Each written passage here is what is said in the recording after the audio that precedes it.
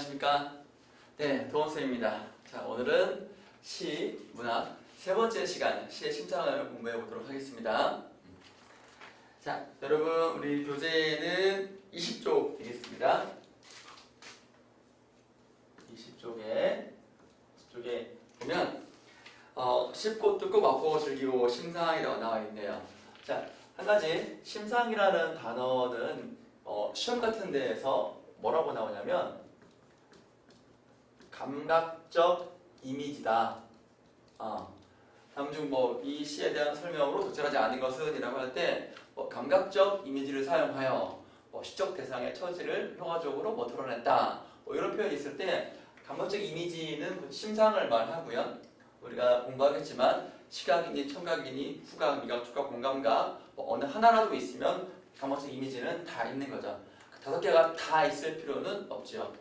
그래서 어느 한 감각이라도 있으면 그 시는 감각적 이미지를 사용하는 것이다. 이렇게 정리하시기 바랍니다. 있으면 한 감각이라도 다섯 개가 다 있을 필요는, 오감이 다 있을 필요는 없다, 이 소리입니다. 그랬고요.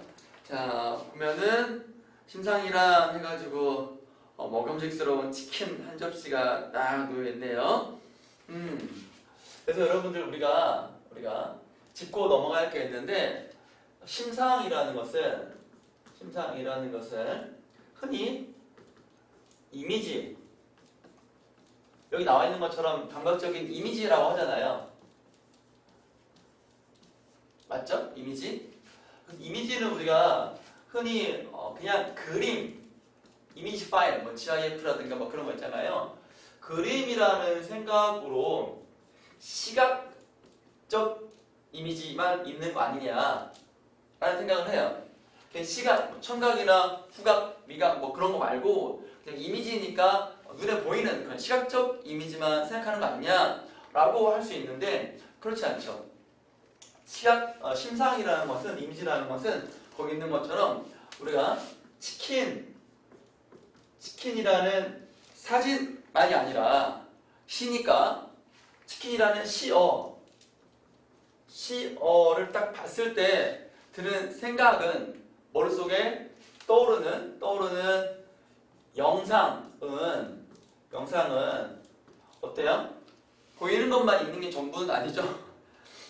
냄새 어떨 겁니까? 그 고소하고 그 냄새, 그리고 집어들었을 때 그 뜨끈뜨끈함, 그리고 쪼개가지고 불었을 때 씹는 그 맛, 먹고 싶죠? 그러는 겁니다. 그래서 이 시각만이 아니라 모든 감각, 대부분의 모든 감각이 다 사용되는 것이다. 활용되는 것이다. 연상이 된다. 이걸 여러분들이 우리가 하나 짚고 갑시다. 심상이라는 거에서 시각만이 전부는 아니고 한 시어를 봤을 때 영상되는 이미지는 시각, 청각도 되죠. 그 치킨을 딱 집어들었을 때 아삭아삭 그 바삭바삭거리는 그 옷, 그 치킨 옷 같은 거 먹을 때, 또 이제 주변의 친구들 쩝쩝쩝 거리는 그런 거 한번 생각해 보세요. 그죠? 시각, 청각, 후각, 미각, 촉각 다 할 거 없이 모든 감각들이 다 종합적 영상이 된다. 이렇게 정의하시면 어떨까요? 그 설명들은 더 이상 있지 않겠습니다. 먹고 싶어지니까. 그 밑에 이처럼 시각, 청각, 촉각, 미각, 후각 같은 감각을 바탕으로 마음속에 그려지는 이미지가 바로 심상이다. 그때 이미지는 시각만이 아니라 모든 감각이 다 연상된다, 그려진다 라고 이해하면 좋겠습니다. 사용된다, 그려진다, 이렇게요. 그 다음에 심상의 심자는 마음 심자, 그림 상자다. 오감이 있지요. 자, 그런 심상이 자주 사용된다. 심상이 나타나면 독자들은 머릿속에 어떤 구체적인 영상이 떠올리면서 시를 읽게 됩니다. 그래서 치킨 어떤 그런 걸 보면 자연스럽게 치킨이 상상하게 되죠. 이렇게 바로 시인이 심상을 사용한 어떤 효과가 되는 거죠. 두 번째 심상을 사용하는 효과가 있는데 조금 더 구체적으로 좀 이제 몇 개만 좀 적어볼게요. 여러분들 필기해 보세요. 단순히 시어의 의미만을 전달하는 것이 아니라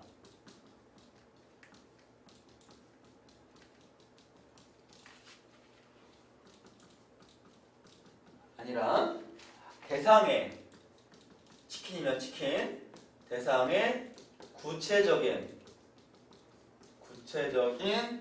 모습과 움직임,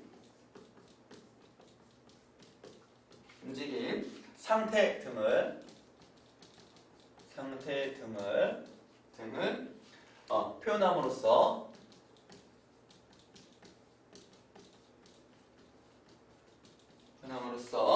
시인이 전달하려는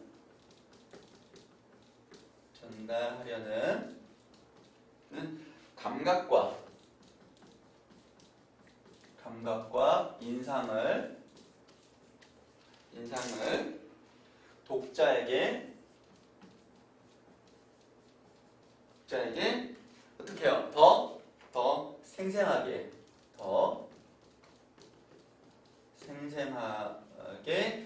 느끼도록 해준다.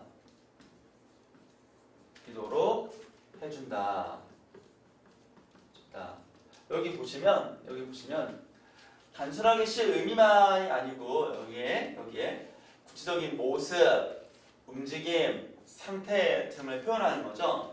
그래서 전달하는 감각과 인상을 더 생생하게 느끼도록 해줍니다. 그러면 시인이 의도하는 어떤 화자가 처한 상황이라든가 정서 이런 것들을 쉽게 공감할 수 있게 되겠죠. 연상할 수 있으니까 여러분. 또 하나만 더 이제 효과 관련해서 적어둔다면 우리가 신체의 감각기관을 통해 경험한 기억을 되살려준다. 의미심장한 말인 것 같아요. 감각기관이라는 말이 오감이죠. 청각의 귀, 후각의 코, 미각의 혀 이런 것들 있잖아요. 다 신체 감각기관인 거잖아요. 기관을 통해 경험한 기억을 되살려준다는 거예요. 치킨이라는 거를 우리는 치킨을 못 먹어본 사람도 있겠지만 대부분의 사람들은 다 먹었다고 한 경험이 있다고 가정한다면 우리는 수많은 치킨, 굉장히 다양한 브랜드, 부위 이런 것들이 많이 있지만 종합적으로 뭉뚱그려서 치킨 하면 떠오르는 영상은 대부분 다 공감하고 공통적으로 경험하고 있을 거예요. 그래서 이 시인은 시어를 고를 때 굉장히 갈고 닦아서 시어를 고르잖아요. 또 만들어내기도 하고. 그럴 때 어떻게 하면 내가 화자가 표현하고자 하는 정서를 효과적으로 드러낼까? 그런 시어를 고르는 거예요. 그러면 낯선 것보다, 물론 낯선 것도 의미가 있긴 하지만 낯선 것보다 대부분이 다 독자들이 공감할 수 있는 그러한 공통된 경험이 있는 그런 시어를 많이 활용할 수 있겠다라는 겁니다, 여러분. 설명 있고요. 그 다음에 그래서 세메팁 감각적 이미지까지 같이 나왔다는 걸 맨 처음에 설명을 드렸고요.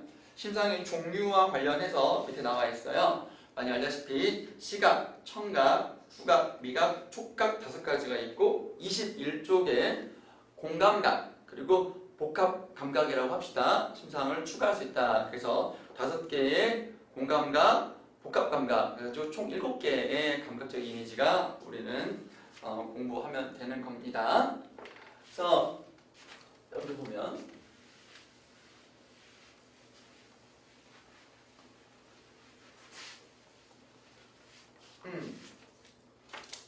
한번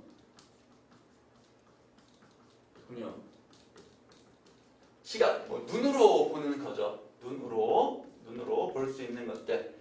청각이라는 것들, 청각은 귀이고요. 후각, 냄새는 코죠. 또 이제 미각 같은 경우는 우리가 혀이고, 또 미각은 또 이제 뭐 어느 글에서 보면은 코가 막히면 맛도 잘 못 느낀다고 하죠. 그것까지는 뭐 그렇다고 미각을 코로 할 수는 없잖아, 시에서는. 그 다음에 또 촉각이 있죠. 촉각은 피부 감각으로 우리가 느낄 수가 있고요. 그래서 거기 나와 있는 예문을 본다면 김소월의 개여울이라는 시를 보면 여울이니까 시냇가겠죠. 파릇한 풀포기가 돋아나오고 봄인가 봅니다.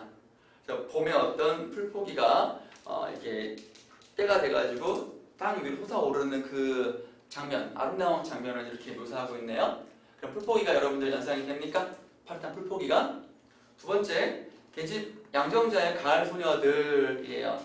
계집아이들의 높고 쾌활한 웃음소리에, 웃음소리, 여러분들이 까르르 까르르 하는 뭐 그런 것들 한번 상상해 보십시오. 굉장히 기분 좋네요. 그 아이들 자체도, 소녀들도 되게 행복할 것이고, 지켜보는 사람들도 흐뭇한 미소를 아마 지을 수 있을 것 같고요. 이웃사의 광야, 넓은 들판인데 우리 국토를, 우리 조국을 상징하죠. 매화향기 홀로 가득하니. 그래서 눈이 내리고 다 일제한테 빼앗겼는데 매화라는 어떤 지조, 절개를 나타내는 그 시어의 향기를 통해서 또 조광복의 기운이 널리 퍼져 있는 그런 이제 뭐 상태를 묘사하고 있는 거죠. 향기라고 했으니까 꽃 향기죠. 그래서 미각이 되겠고, 후각이 되겠고, 후각 정정합니다. 메마른 입술이 쓰디쓰다. 그래서 정주영 시인이 고향이라는 시에서 화자가 고향에 갔어요. 굉장히 그리워해서 고향에 갔는데 그만 그 고향에서 왠지 모르게 낯설음을 느껴져요. 낯설음이 느껴요. 왜냐하면 고향은 변함이 없는데 내가 고향을 떠나왔다 다시 돌아온 내가 뭔가 많이 바뀌었기 때문에 그 고향이 낯선 거야. 다른 삶을 겪었기 때문에 그 경험으로 예전의 고향의 모습만 기대한다는 것은 뭔가 좀 이제 맞지 않겠죠. 그래서 어른이 되어서 혹은 상황이 달라져서 다시 고향을 느끼는 화자의 어떤 상실감, 쓸쓸함을 이렇게 메마른 입술이 쓰디쓰다. 그래서 풀뿌리를 불면서 이렇게 한 거거든요. 쓰디쓰다라는 것은 풀의 씁쓸함인 거죠. 이것이 곧 고향에서 느끼는 화자의 상실감을 드러내는 것이다. 라고 적어주고 있나요? 그 다음에 도종안의 어떤 마을이라는 겁니다. 제목이. 그러면 그 마을의 어떤 그 모습을 묘사하거나 설명하거나 그러겠죠? 밥티처럼 따스한 별들이 뜬 마을을 지난다. 그래서 별이 뜬 마을인 거예요. 별이 보이는 거죠. 밤하늘에 별이 반짝반짝 빛나는 별이 보이는 그런 마을이다. 한적한 시골 마을일 것 같고요. 그죠? 도시의 어떤 그 야경에 있는 그런 빛은 아닐 것 같습니다. 그러면 한적한 시골의 마을의 그 풍경, 그런데 그 별이 밥티처럼 따스하대요. 별이 따스할 일은 없죠. 근데 내가 느끼기에, 화자가 느끼기에 그 마을이 주는 느낌이 굉장히 포근하고 편안하니까 밥티, 즉 밥알처럼 따스한, 우리 밥 먹을 때 얼마나 밥이 주는 느낌이 포근해요. 밥은 생명이기도 하지만 또 밥을 차려주는 그 사람의 정성 아닙니까, 여러분? 그래서 밥티처럼 따스한 별이 뜬 마을을 지난다. 그래서 인심이 넉넉하고 푸근한 그런 마을을 지난다. 정서를 느낀다. 이렇게 정리할 수가 있겠죠? 따로 메모하지 않아도 여러분들이 쌤이 지금 말한 것처럼 간단하게라도 이미지를 연상해서 화자가 그 시어를 활용한, 시인이 화자를 통해서 이 시어를 통해 드러나온 상황과 정서가 무엇인가를 판단하면 좋겠습니다. 그 정도? 그 다음에 공감각적 심상 보겠습니다. 종류 4번 봅시다. 공감각이다. 감각이 함께 공자거든요. 함께. 즉 이제 두 가지 이상이라는 거죠. 보통 이제 두 가지라는 거예요. 그래서 공감각은 감각의 전이, 바뀜의 과정이 좀 있어야지만이 공감각이다라고 하는 겁니다. 거기 그래서 설명해 보면 한 종류의 감각을 다른 감각으로 옮겨서 표현한 것이다. 옮긴다는 것을 한자로 전이라는 표현을 쓰지요. 거기 보면 김광균의 웨인촌이라는 시의 마지막 구절인 분수처럼 흩어지는 푸른 종소리라는 시구절이 있습니다. 자, 웨인촌이라는 것은 웨인촌 외인들이 사는 마을이라는 뜻이에요. 그래서 이제 일제강점기 때 외국인들이 사는 외국 마을이 되는 거예요. 남산 근처에 외국인들이 주로 집단 거주했다고 합니다. 그래서 외국 마을에 가서 화자가 어떤 우리나라 같지 않은 이국적인 어떤 그런 환경을 통해서 쓸쓸함과 낯섦을 느낀 거예요. 그런 거를 마지막에 분수처럼 흩어지는 푸른 종소리. 그래서 외국인들이 하니까 뭐 기독교니까 교회 많이 있겠죠. 거기서 밤에 종소리가 띵 울리는데 내가 느끼기에 그것이 퍼지긴 퍼지는데 분수가 슝 퍼지듯이 그 마을을 쭉 퍼지고 있는데 뭐 익숙한 그 종소리가 늘 들어왔던 외국인들 같은 경우에는 익숙한 종소리로 마음을 편안하게 해주겠지만 화자는 그러지 못했거든요. 화자는 낯선 곳에서 처음 맞닥뜨리는 그런 종소리인 거예요. 익숙하지 않은 것은 낯설음을 불러일으키고 또 쓸쓸함과 어떤 고독감과 어떤 불안함까지도 정서를 불러일으킬 수도 있는 거예요. 그래서 그러한 여러 가지 좀 부정적 감정, 낯선 곳에 와서 낯설음을 느끼는 화자 어떤 그런 불안함 혹은 부정적 그런 감정을 정서를 이렇게 표현한 것이다. 푸른 종소리라고. 푸른 종소리. 그러면 종소리가 시 전체를 보면 종소리가 들려요. 나에게 종소리가 울린다 그랬어요. 종소리는 확실하게 내가 청각으로 감각, 지각할 수 있는 감각이죠. 종소리 분명히 들려요. 종소리가 푸르다. 종소리는 음향이기 때문에 색깔이 없어요, 여러분. 그러니까 푸르는 시각인데 내가 지각할 수가 없어요. 느낄 수가 없는 감각이야. 그런데 바뀜이라는 건 뭐냐면 그런 종소리가 들리는데 내 감정이 낯설고 쓸쓸하니까 그것이 푸르게 들려서 나의 감정을 더 심화시키는 거예요. 그러니까 만약에 화자의 감정이 좋다면 그 종소리는 결코 푸르지 않을 거예요. 예를 들면 하얀 종소리 혹은 노란 종소리 느낌이 어때요, 여러분? 학교 종이 땡땡땡 하는 그런 느낌 안 됩니까? 집에 가잖아요. 얼마나 좋아요. 아침에 시작하는 종이다. 딩딩딩딩 어떻습니까? 또 시작이야 할 거 아닙니까? 근데 같은 종소리라도 집에 간다 하면은 땡땡땡땡땡 땡땡땡땡땡 하는 거 아닙니까? 화자의 감정을 알 수 있는 거라니까. 그래서 종소리가 푸르게 들린다, 낯설다 이런 느낌 해서 감각은 이렇게 전이 양상을 느낄 수 있는 동그라미에서 느낄 수 없는 걸로 이렇게 화살표를 치면 이거는 청각의 시각화, 청각을 시각으로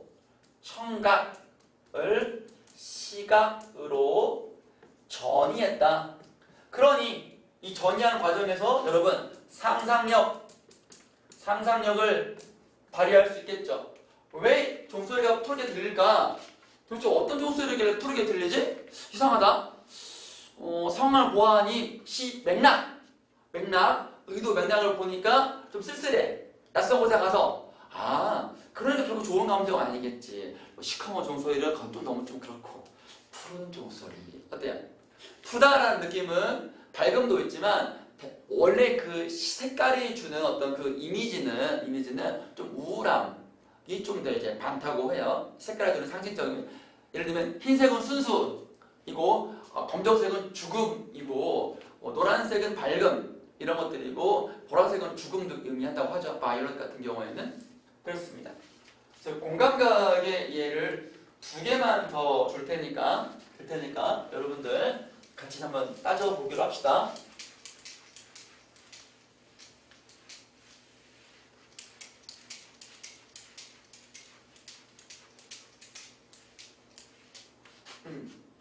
공감각의 예. 첫 번째는 뭐냐면 금으로 타는 태양의 즐거운 울림이다 라는 겁니다. 자, 요 시는 아침 이미지라는 시의 일부예요. 아침이 주는 여러 가지 모습들, 아침하면 떠오르는 그런 이미지가 있잖아요. 여러분들 보면 또 학교 가야 돼, 학원 가야 돼, 힘들어, 그럴 수 있지만 이 시의 화자는 그러지 않고 아침이 주는 어떤 그런 생명감, 활기참 이런 것들을 표현한 거예요. 햇빛 하나하나가 비치는 곳에서도 어떤 즐거움을 느낄 수 있었다라는 겁니다. 이 시의 화자는. 그래서 태양빛이 비치는 겁니다. 비친다. 시각이죠. 내가 지금 지각할 수가 있어요. 근데 그것이 울림이다. 소리죠. 마치 동굴에 가면 소리가 왜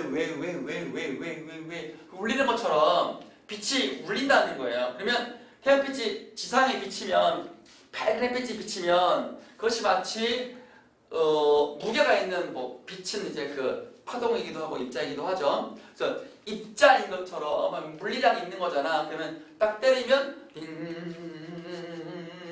이런 것처럼 그렇게 느낌을 주는 거야. 햇빛이 쫙 비치고 있는 거지. 만물이 햇빛을 받아서 생동하는 그런 모습인 거지. 햇빛과 호응하면서. 그죠? 그런 소리. 청각은 근데 태양빛은 색깔은 청각은 소리는 없어요. 그래서 X이죠.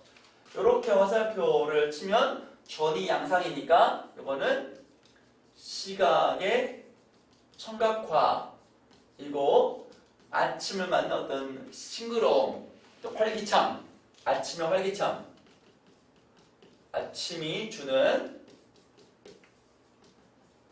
활기참, 이런 것들을 보여주고 있는 거죠. 자, 하나만 더 공부해 봅시다. 우리가 앞에서 공부했던 바다와 나비라는 시의 마지막 구절 보겠습니다. 복습도 하는 거죠.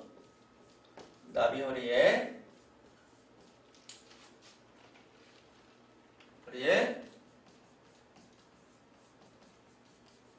새파란 초생달이 시다. 요렇게 여러분. 그러면 이거 보시면 달빛이 나비 허리에 비치는 겁니다. 달빛은 시각이고요. 내가 지각할 수가 있죠. 그 달빛이 나비가 느끼기에 너무 시련과 아픔을 겪었어요. 달빛조차도 나비에게 아픔을 준다라는 느낌인 거죠. 그래서 달빛이 무슨 촉각으로 느끼겠어. 달빛이 비치는 거야. 그 다음에 힘들어서 시리다라고 느껴지는 거지.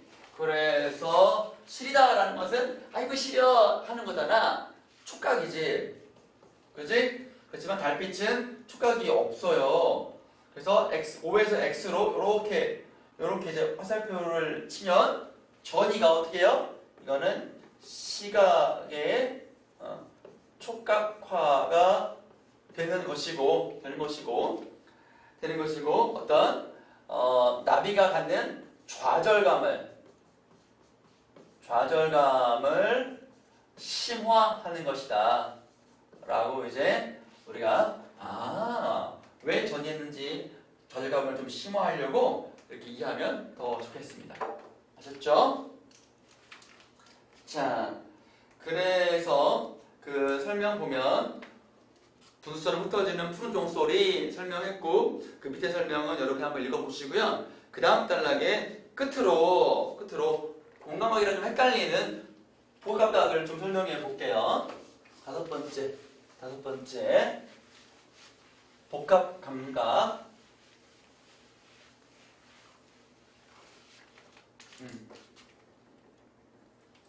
다섯 번째 복합 감각적 이미지라고 하는데, 이거는 단순한 그 감각이 두 개 이상이 나열된 것이다 예요. 그러니까 거기 나와 있는 것처럼 전남 우거진 마을, 시각이죠. 내가 보여요. 느낄 수가 있어요.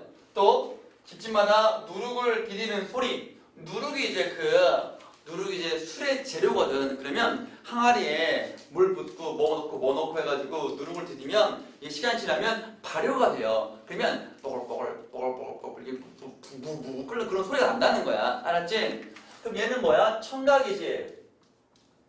역시 들을 수 있죠. 그 다음에 누룩이 뜨이는 냄새, 술이 익는 그 냄새야. 막걸리 냄새 비슷한 거야, 여러분. 막걸리 안 마셔봤지? 그러면 여러분 이거 연상할 수가 없어. 그러니까 여러분이 막걸리를 마셔보거나 아니 냄새를 맡아본 경험이 없다면 도대체 누룩이 무슨 냄새가 난다는 거야? 경험이 한계죠. 아까 말했잖아.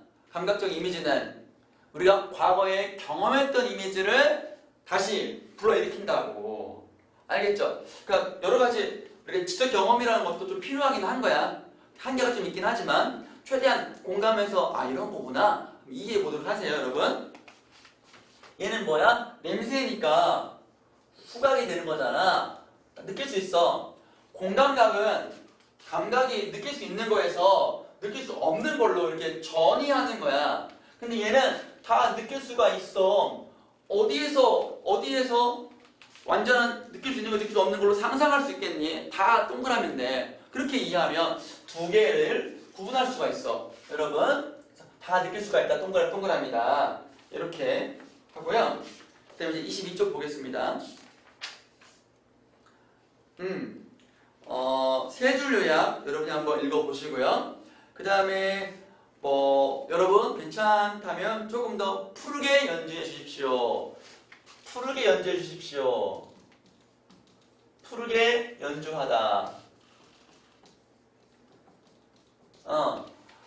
시는 아닌데 시적인 표현이죠. 어떻게 연주하는 게 푸르게 연주하는 것일까? 좀 더 이제 신명나게, 좀 더 이렇게 생동감 있게 그렇게 연주하라 해달라는 느낌 아닐까요? 그렇게 여러분들도 공부하는 것이 힘들죠. 그렇지만 맛있는 음식을 먹는 치킨 먹듯이 그렇게 공부하면 어떨까요? 쌤, 치킨 사주면서 그런 말씀 하세요. 뭐 이런 얘기를 할 수도 있겠죠? 아이, 항상 뭐야 상상이 왜 중요한데 현실은 그렇지 않아도 상상의 나래를 펼치면 우리는 그게 인간인 거예요. 동물도 상상할 수 있나? 그건 모르겠지만 아이 동물과 다른 게 확실히 그런 거잖아. 불가능을 가능으로 만들고 불가능한 일을 가능하다고 상상하면 언젠가 이루어지잖아. 마음으로라도 행복해지는 거 아니야? 그런 게 해악 아니냐? 웃음으로 눈물 닦기 한칠홍상 문학도 복습하고 있네. 그래요. 그래서 그 내용 한번 읽어봐 주세요. 책이 재밌죠? 밑에 연습 문제 보겠습니다. 연결해 보세요. 1번 깨물면 점점 녹아가던 스트로베리 그 맛. 스트로베리가 딸기 맞지? 블루베리 아니고 딸기 그 맛. 딸기 맛 여러분 생각나십니까? 딸기의 색깔 빨간 색깔 빨간 맛인가? 딸기 색깔 딸기 맛.